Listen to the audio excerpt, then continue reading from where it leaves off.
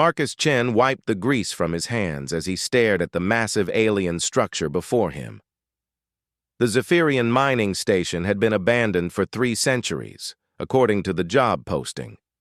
What they hadn't mentioned was that it looked like a fortress built by gods.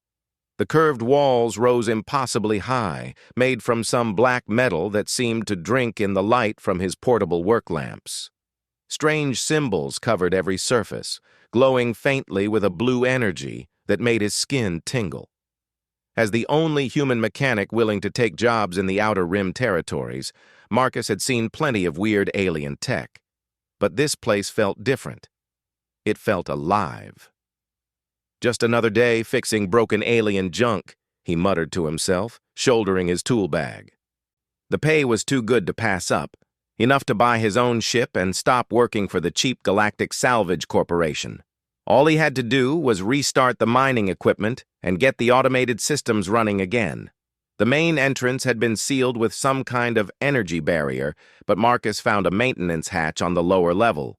His plasma cutter made quick work of the corroded locks. The smell that hit him when the hatch opened was ancient, like metal and ozone and something else he couldn't identify. Inside, emergency lighting strips came to life as he moved through the corridors. The Zephyrians had built everything oversized, probably to accommodate their 8-foot frames. Marcus felt like a child walking through a giant's house. The mining control center was 3 levels down, and every step echoed strangely in the empty halls. Twice he thought he heard something moving in the shadows behind him, but when he turned his light around, there was nothing there. The control center was a mess. Alien writing covered holographic displays that flickered weakly. Control panels had been ripped apart, their components scattered across the floor like electronic guts. Claw marks scored the metal walls, deep gouges that looked fresh despite the centuries of abandonment. "What the hell happened here?" Marcus whispered. He set up his portable power unit and began running diagnostics on the main systems. The mining equipment was surprisingly intact, just powered down, but the security systems were completely destroyed, as if something had torn them apart from the inside. As he worked, connecting bypass cables and rerouting power flows, Marcus couldn't shake the feeling he was being watched. The blue glow from the wall symbols seemed to pulse in rhythm with something he couldn't hear. When he touched one of the larger symbols by accident, it flared bright enough to make him jerk his hand back. "Okay, that's definitely not standard Zephyrian tech," he said. 3 hours into the repair work, Marcus found the first real clue about what had happened here. A partial data log in the station's memory core, written in broken standard Galactic. Day 127 of Containment Protocol. The Guardian grows restless. Binding symbols require daily reinforcement. Request immediate evacuation of non-essential personnel. Day 143. Guardian broke through secondary barriers. Lost contact with sections 7 through 12. Something is wrong with the binding ritual. The symbols are not holding. Day 151. This is Chief Engineer Veltar. We are abandoning the station. The Guardian has breached the primary containment zone. The ancient warnings were true. We should never have tried to harness its power. May the stars forgive us. Marcus leaned back in his chair, staring at the screen. A Guardian. Something that had been contained here for centuries, and the Zephyrians had tried to use it somehow. The job posting definitely hadn't mentioned that little detail. He should leave, pack up his tools, report to the Salvage Corporation that the station was too damaged to repair, and collect his partial payment. That would be the smart thing to do. Instead, Marcus found himself studying the station schematics, looking for the containment zones mentioned in the logs. The central chamber was marked with warnings in 3 different alien languages. Even without understanding the words, the symbols made his skin crawl. Danger, death, stay away. "I must be losing my mind," Marcus said as he gathered his tools. The path to the central chamber led through sections of the station that had been completely destroyed. Walls had been torn open like paper. Metal beams were twisted into impossible shapes. Whatever the Guardian was, it was strong enough to wreck a structure built to withstand asteroid impacts.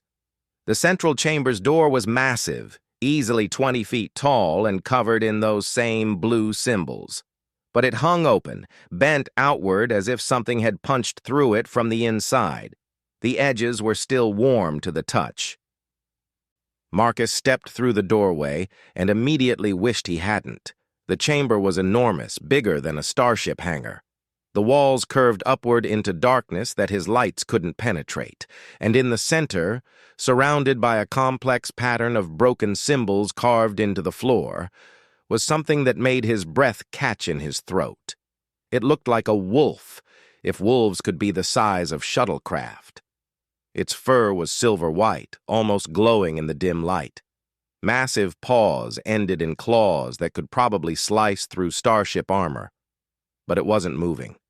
Thick chains of the same black metal as the station walls held it in place, wrapped around its legs and neck.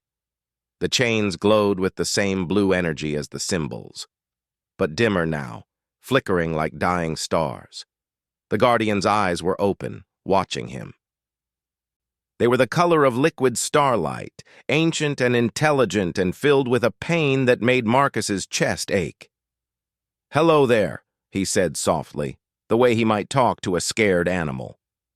"You've been stuck here a long time, haven't you?" The wolf's ears twitched. Its head lifted slightly, as much as the chains would allow. Marcus approached slowly, keeping his hands visible. The closer he got, the more he could see the damage the chains had done. They had worn deep grooves in the Guardian's fur and flesh. Some of the wounds looked infected, glowing with an ugly green light. "The Zephyrians really did a number on you," Marcus said, stopping just outside of reach. "I'm guessing they found you somewhere and thought they could use you as some kind of power source." The Guardian made a sound, not quite a growl, not quite a whine.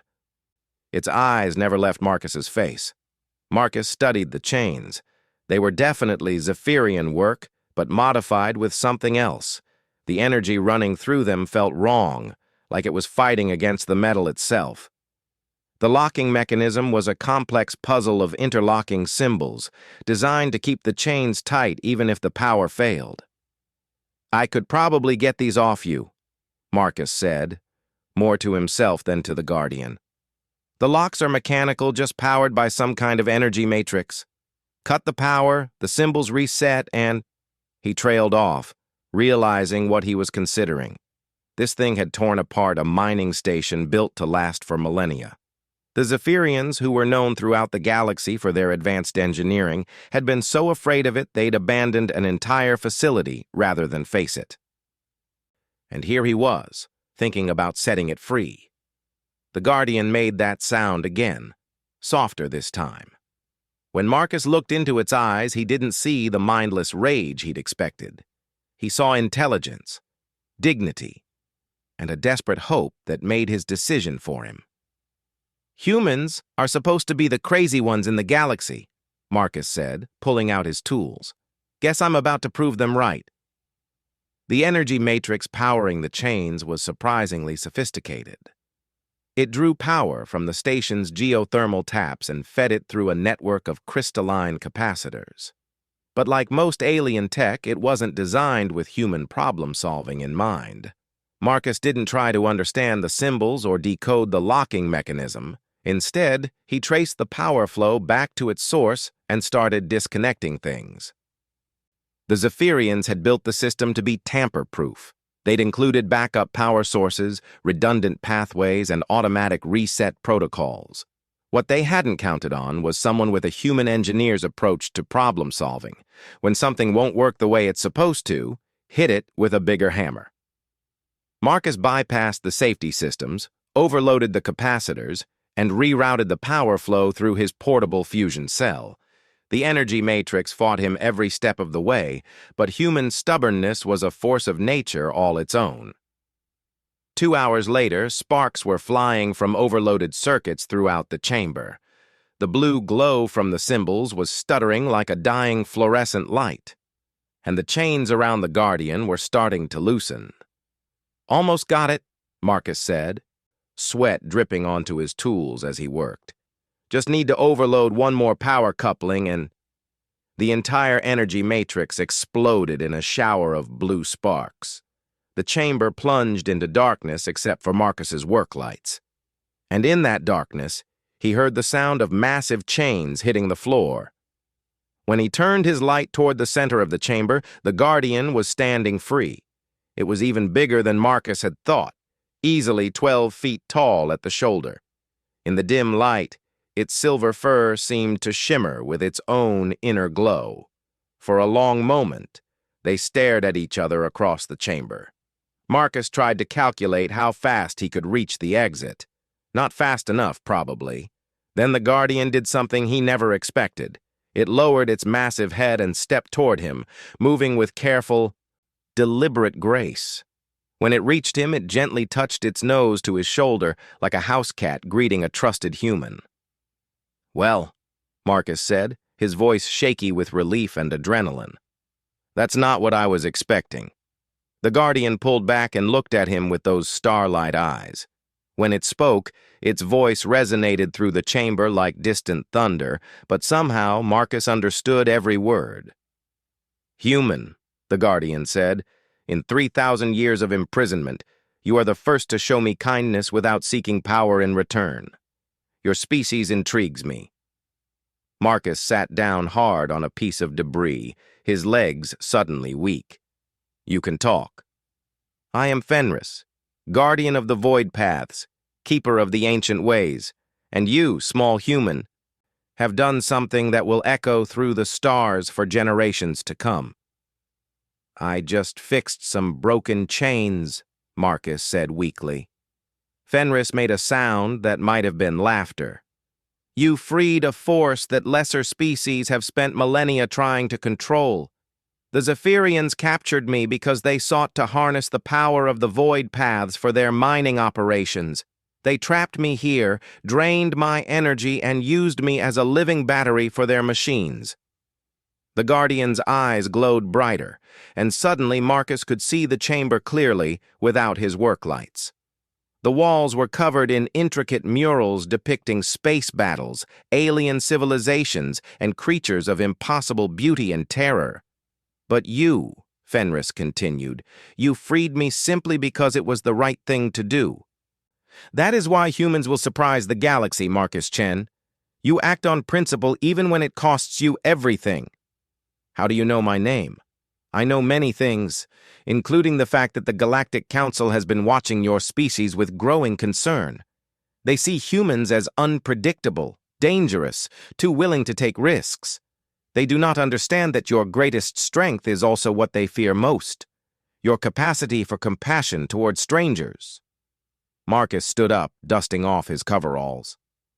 "So what happens now? Are you going to tear apart the rest of the station?" "Now," Fenris said, "I offer you something that has not been offered to any being in 1,000 years, a partnership." The Guardian's form began to shimmer, and suddenly Marcus was looking at a man in flowing silver robes. He still had the same starlight eyes. But now he stood only slightly taller than Marcus himself. "I can take many forms," Fenris explained, "and I have abilities that your species has not yet imagined. The void paths allow instantaneous travel between any 2 points in the galaxy. I can teach you to see through time and space, to understand the deeper currents that move the universe." "In exchange for what?" "Nothing," Fenris said simply. "You freed me. The debt is mine to pay." Marcus stared at the transformed Guardian. "There's got to be a catch. Nobody gives away that kind of power for free." "Ah," Fenris smiled, and for a moment he looked almost human. "But you see, Marcus Chen, that is exactly why I choose to offer it. A human who freed me expecting nothing in return. A human who shows kindness to beings that could destroy him. Your species may be young and wild, but you have something the older races have lost." "What's that?" "Hope." The chamber around them began to change, the ancient symbols on the walls glowing brighter. Marcus felt a strange tingling in the air, like the moment before a thunderstorm. "The void paths are opening," Fenris said. "Where would you like to go first?" Marcus thought about his broken-down ship, his debt to the salvage corporation, his small apartment on a backwater station where the only excitement was the weekly cargo delivery. Then he thought about starlight eyes and ancient wisdom and the chance to see wonders that no human had ever imagined. "Surprise me," he said. Fenris laughed, a sound like wind through solar sails. "Oh, Marcus Chen, I believe you're going to surprise the entire galaxy." The chamber filled with silver light, and everything Marcus thought he knew about the universe began to change. The silver light faded, and Marcus found himself standing on the observation deck of a massive space station he didn't recognize. Through the transparent aluminum windows, he could see 3 different suns casting rainbow shadows across the deck. Ships of dozens of different species moved through the traffic patterns like a carefully choreographed dance. "Where are we?" Marcus asked, his head still spinning from whatever the void paths had done to them. Fenris, still in his human form, gestured toward the bustling space lanes. "Nexus Station, the diplomatic heart of the Galactic Council. I thought you might like to see how the galaxy views your species." Marcus pressed his face to the window, watching a sleek Altarian cruiser dock alongside a massive Thraxian cargo hauler. "I've never seen anything like this. There must be 1,000 different ships out there." 1,237, actually, Fenris said with a slight smile. "Representatives from every major civilization in the galaxy come here to trade, negotiate, and argue about the future. And right now, they're all talking about humans." "What are they saying?" Fenris led him to a viewing area where dozens of aliens sat at floating tables, their conversations creating a buzz of different languages and harmonics. "Listen." Suddenly, Marcus could understand every word, as if someone had installed a universal translator in his brain. The conversations washed over him like a tide of opinions and concerns. "The humans took out a Corvaxi battlecruiser with a cargo ship and some mining explosives. Completely unpredictable. They'll negotiate a peace treaty in the morning and declare war in the afternoon. Their medical teams rushed into the plague zone on Theta Prime when everyone else was fleeing. Dangerous. They don't follow proper protocols. They make decisions based on emotion rather than logic. Did you hear about the human who adopted those Zalarian orphans? His own species doesn't even have compatible biology, but he found a way. They're either going to save the galaxy or destroy it. Maybe both." Marcus sank into an empty chair, overwhelmed. "They're afraid of us." "Not afraid," Fenris corrected, settling across from him. "Confused. Every other species in the galaxy follows predictable patterns. The Zephyrians value logic and efficiency above all else. The Corvaxi respect only strength. The Altarians seek perfection through technology. But humans—" He paused, studying Marcus's face. "Humans act on principles that other species can't quantify." A server approached their table, something that looked like a walking crystal with too many arms. "What can I get for you, gentlemen?" "2 Altarian synthesis drinks," Fenris said. "And some Terran coffee if you have it." The server's crystal body flickered with surprise. "Terran coffee? Sir, that's barely classified as a beverage. It's more like an industrial solvent." "Trust me," Fenris said, with a grin that was becoming more human by the minute. When the drinks arrived, Marcus sipped the synthesis drink and nearly choked. It tasted like liquid starlight with a hint of ozone. The coffee, on the other hand, was weak and bitter and absolutely perfect. "How did you know?" Marcus asked. "I've been watching your species for longer than you might think. Humans have simple pleasures that keep them grounded. Coffee, music, the feeling of fixing something that was broken." Fenris leaned forward. "That's what makes you dangerous to the established order, Marcus. You're content with small victories, which means you're not afraid to take big risks. I don't follow. The Korvaxi won't attack unless they're certain of victory. The Zephyrians won't act without extensive analysis. The Altarians won't engage until they've optimized every possible outcome. But humans? Fenris's eyes gleamed. Humans will charge into a hopeless situation because someone needs help. As if summoned by his words, a commotion erupted near the station's central plaza. Alarms began blaring, and security forces from a dozen different species rushed toward the docking bays. "Emergency broadcast," a synthetic voice announced through the station's communication system. "Korvaxi raiders have taken hostages in Docking Bay 7. All civilians are advised to evacuate to designated safe zones immediately." The plaza emptied in minutes as aliens of all shapes and sizes hurried toward the evacuation routes, all except for 3 figures moving against the crowd toward the source of the danger. Humans. Marcus could spot them easily now that he knew what to look for. They moved differently than the other species, not panicked, but purposeful. While everyone else fled, they were running toward the crisis. "Should we help?" Marcus asked, already knowing what his answer would be. Fenris smiled, and for a moment Marcus saw the ancient wolf in his expression. "Now you're starting to understand." They made their way through the evacuation crowds, moving against the flow like salmon swimming upstream. The closer they got to Docking Bay 7, the more security forces they encountered. Most were setting up perimeters at safe distances, establishing communication protocols, and waiting for hostage negotiation specialists. The humans were already at the docking bay doors. Marcus recognized one of them immediately, Captain Sarah Zhang of the independent cargo hauler Lucky Strike. He'd heard stories about her throughout the Outer Rim. She was maybe 5.5 feet tall, with graying hair and laugh lines around her eyes. She also had a reputation for taking on jobs that nobody else would touch. With her were 2 younger humans Marcus didn't recognize.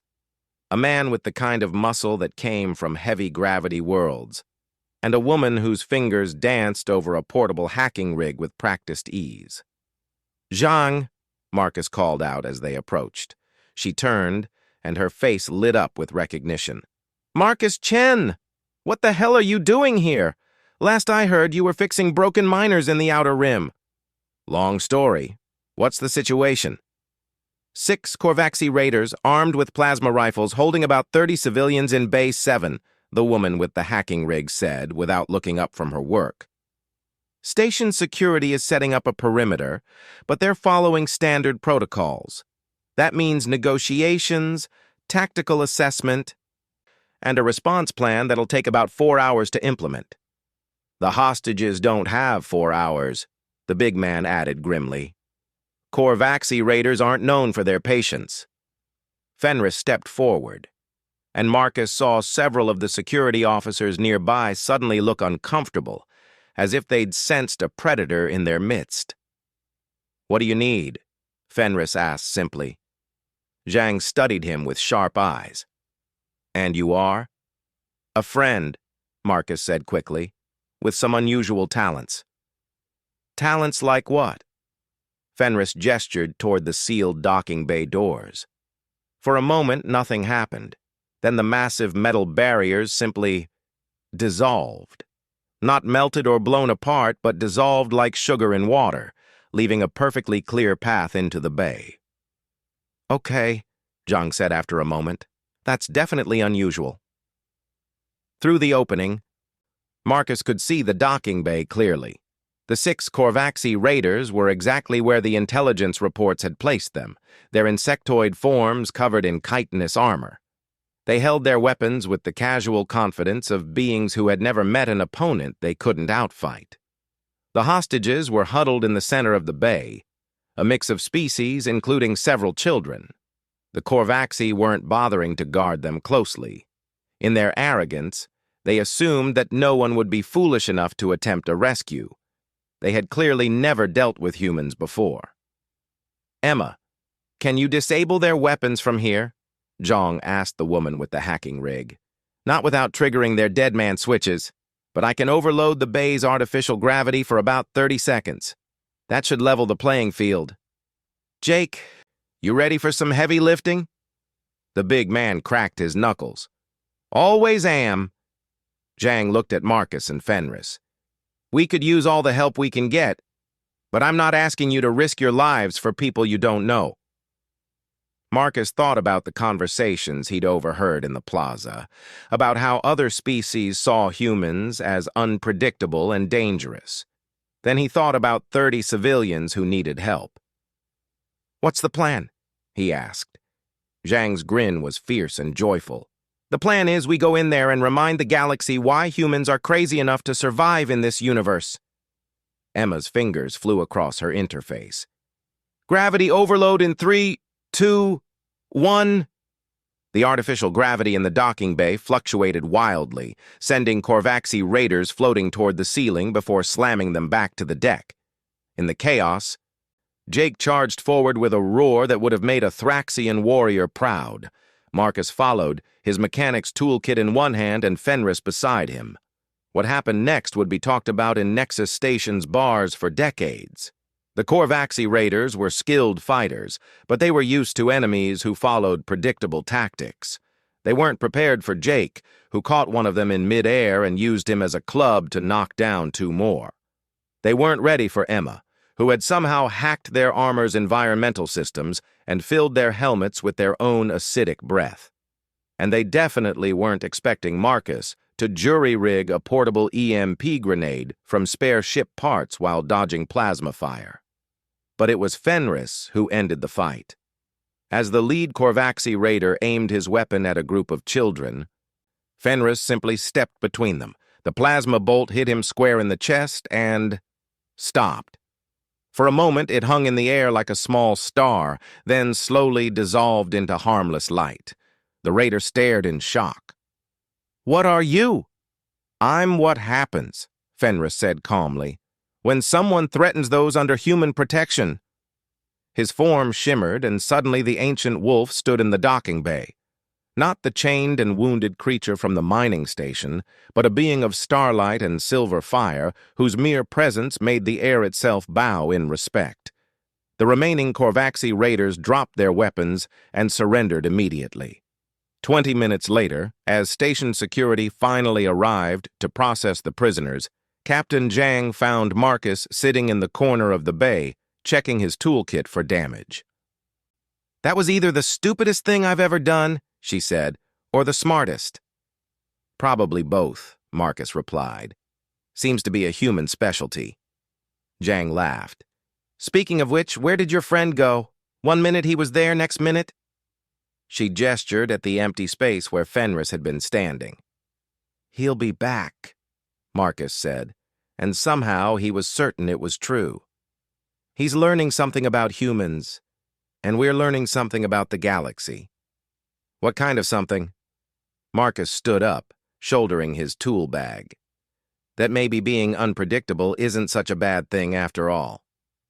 As they walked back through the station, passing groups of aliens who stared at them with new expressions of respect and wariness, Marcus felt a familiar presence at his shoulder.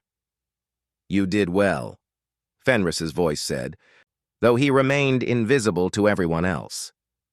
"You proved something important today." "What's that?" "That humans don't just save people because you can.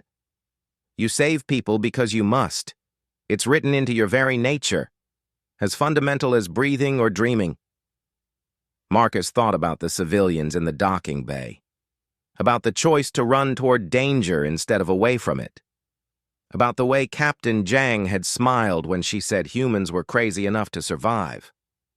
"The galaxy doesn't know what to do with us, does it?" he said quietly. "No," Fenris replied, and Marcus could hear the satisfaction in his voice. "And that's exactly why they need you." As they walked through the corridors of Nexus Station, Marcus began to understand that freeing an ancient guardian from his chains had been just the beginning. Now he was part of something bigger, a story that would reshape how the galaxy saw humanity. He just hoped they were ready for what came next.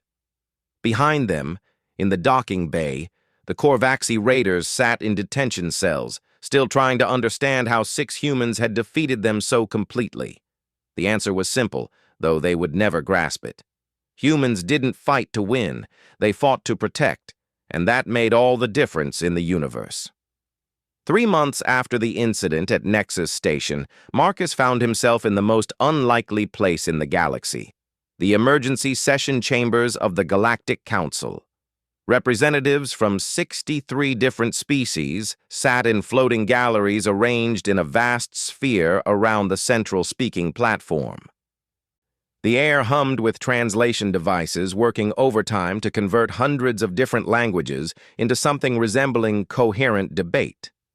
And at the center of it all, Marcus Chen, former salvage mechanic, stood beside an ancient guardian and waited to address the most powerful beings in known space. "This is insane," he whispered to Fenris, who had chosen to appear in his human form for the occasion. "I fix broken machines for a living. I don't do politics." "You're not here as a politician," Fenris replied calmly. "You're here as proof of something the Council has been trying to understand for years." "Which is?" "Why every projection model they've created about human expansion into the galaxy has been completely wrong." The current speaker was Ambassador Veltar Zephyros, the same species that had imprisoned Fenris centuries ago. His 8-foot frame gleamed with embedded cybernetics, and his voice carried the cold precision of pure logic. "The human problem," he was saying, "requires immediate containment.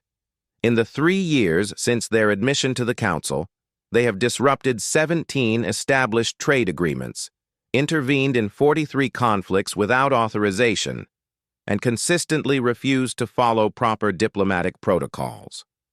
Murmurs of agreement rippled through the chamber from several delegations. "Furthermore," Veltar continued, "their recent association with entities of unknown origin presents a clear security risk to all Council member species," his eyes fixed on Marcus and Fenris. "We cannot allow emotional decision-making to override millennia of careful galactic order." The Korvaxi delegate rose next, her insectoid form clicking as she moved. The human designated Marcus Chen and his companions humiliated trained Korvaxi warriors at Nexus Station. This cannot be allowed to stand. Humans must learn their place in the galactic hierarchy. More murmurs, some approving, others concerned. Marcus felt his temper rise. "Learn our place? We saved 30 innocent civilians while your trained warriors were threatening children?" The chamber fell silent. Speaking out of turn during council sessions was a serious breach of protocol. Fenris placed a restraining hand on Marcus's shoulder. "Perhaps," he said, his voice carrying clearly through the vast chamber, "it would be better to show them what you mean, rather than tell them." The Guardian stepped forward, and suddenly every being in the chamber could feel his presence like a weight in their minds. When he spoke, his words carried the authority of ages. "Honored Council members, I am Fenris, Guardian of the Void Paths. I have watched civilizations rise and fall for over 3,000 years. I have seen species achieve greatness, and others destroy themselves through their own limitations. And in all that time, I have never encountered a species quite like humanity." He gestured toward the viewing screens that ringed the chamber. "Allow me to show you what I have learned."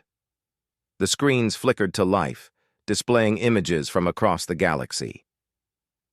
Marcus recognized some of them, news feeds and reports he'd seen during their travels through the void paths.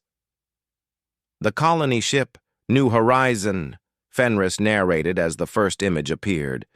"When the Altarian plague struck the outer settlements, every species in the region established quarantine zones to protect themselves.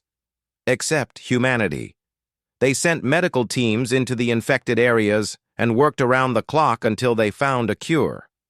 The death toll was reduced by 80%. The next image showed a massive asteroid mining operation. The Belkan asteroid fields.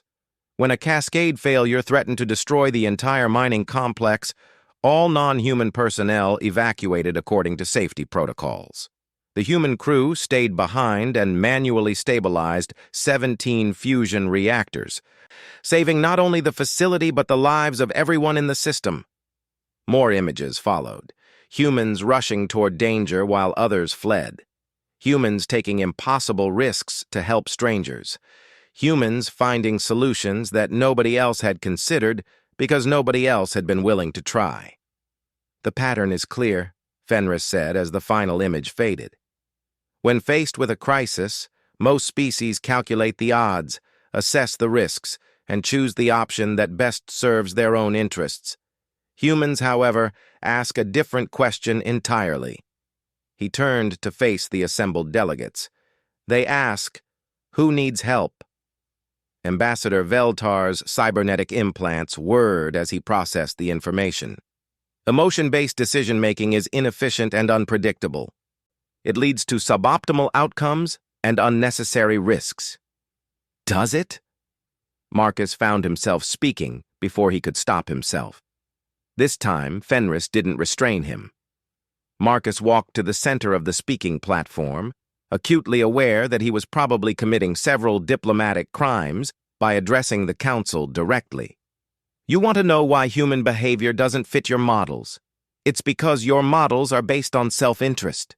You assume that every species will act to maximize their own benefit, minimize their own risk, and protect their own people first." He looked around the chamber, meeting the gaze of dozens of alien eyes. "But humans don't work that way. We have something you can't calculate." "And what is that?" the Korvaxi delegate demanded. "Hope." The word hung in the chamber like a challenge. "Hope that we can do better," Marcus continued. "Hope that we can save everyone, not just ourselves. Hope that the universe is worth fighting for, even when the odds are against us. That's why your models don't work. You can't quantify hope." A new voice spoke from one of the upper galleries. "The human speaks truly." Marcus looked up to see a delegation he didn't recognize, beings that looked like living crystal formations with soft, musical voices. "We are the ethereal," their speaker continued. "We have observed humanity for several of your years. Their pattern of behavior is indeed unique. Where other species seek stability and predictability, humans embrace change and uncertainty. They do not fear the unknown. They are drawn to it." Another voice joined the discussion, this one from a species that resembled walking trees with eyes like galaxies.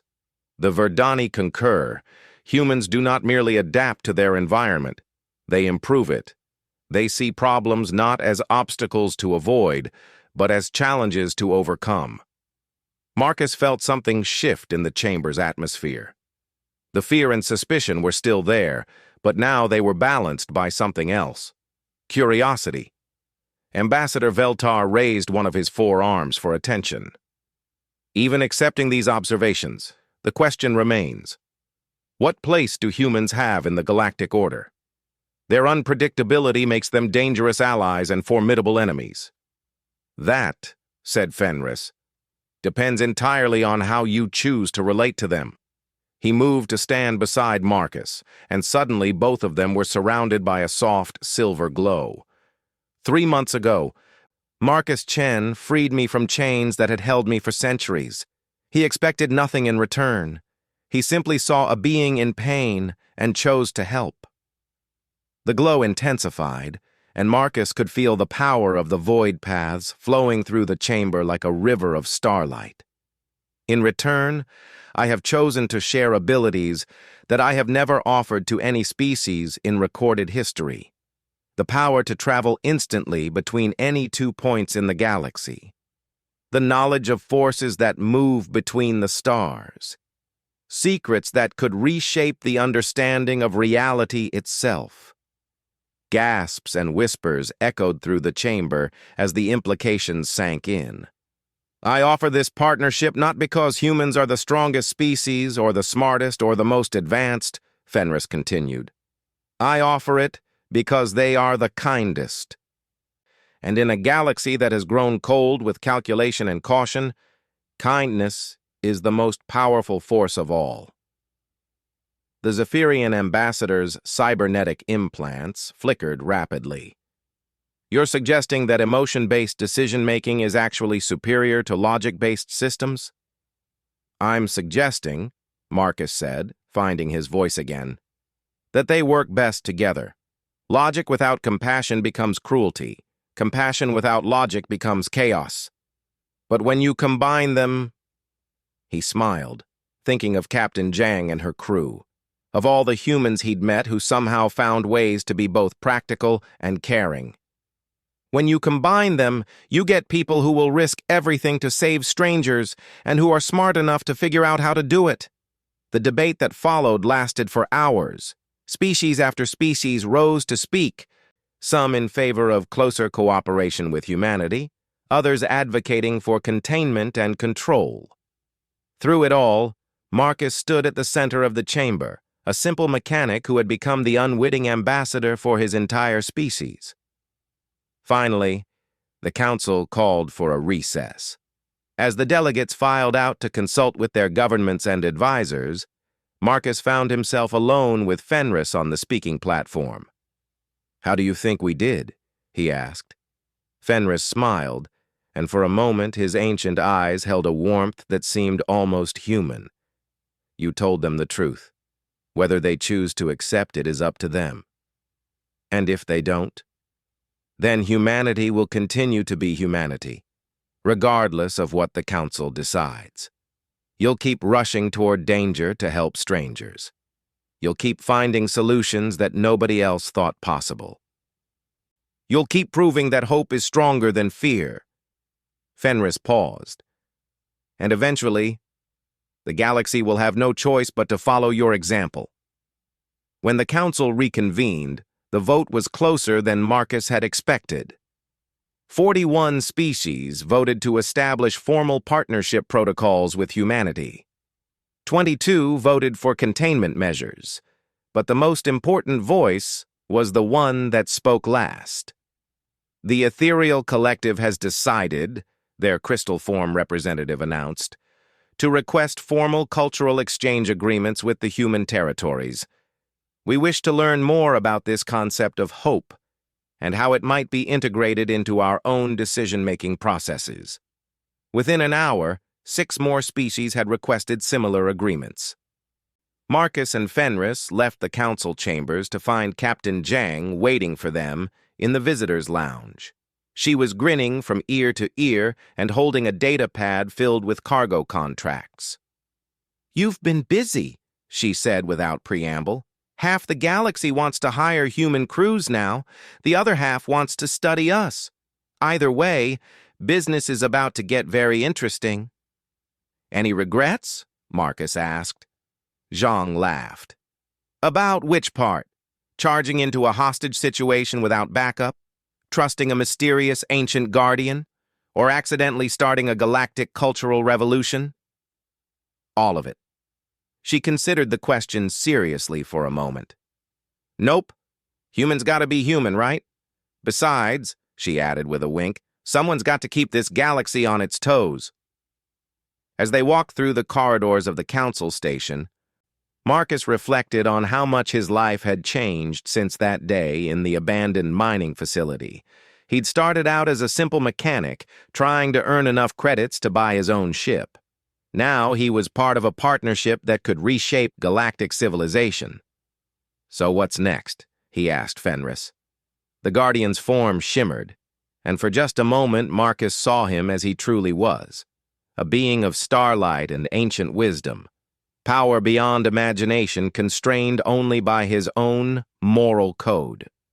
Then he was human-shaped again, walking beside a former salvage mechanic like they were old friends.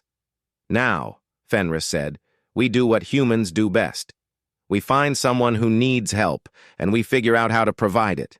The galaxy is a big place, Marcus, full of problems that need solving and people who need saving." Marcus grinned, patting the tool bag he still carried out of habit.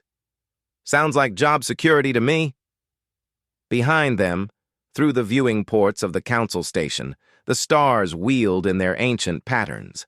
And somewhere among those stars, other species were beginning to ask themselves a question that humanity had been asking for millennia. What if we tried to be better than we are?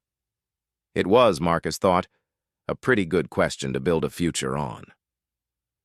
The ancient wolf guardian and the human mechanic walked on through the corridors, ready for whatever impossible thing they might be called upon to fix next. After all, as Fenris had learned and the galaxy was beginning to understand, there was no problem too large or too dangerous when you combined human stubbornness with the wisdom of ages. And sometimes, that was exactly what the universe needed.